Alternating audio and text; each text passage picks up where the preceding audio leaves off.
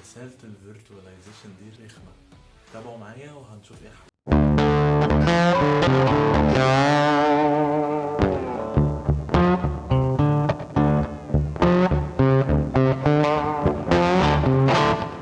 بص يا سيدي، انت عندك حلين.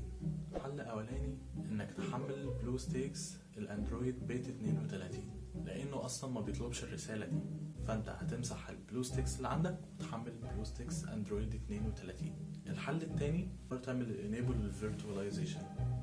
مجرد ما تتحل المشكلة الرخمة دي البلو ستيكس سرعته بتزيد. مشكلة ان كل بيز بتاع كل واحد فينا مختلف.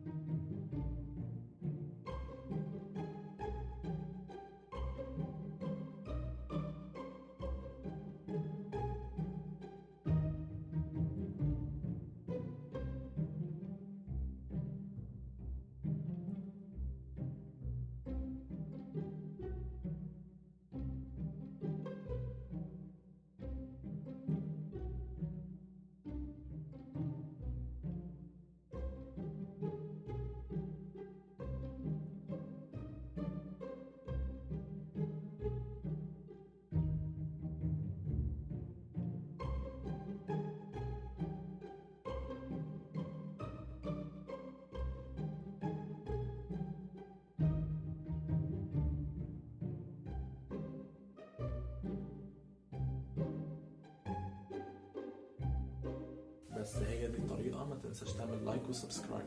سلام.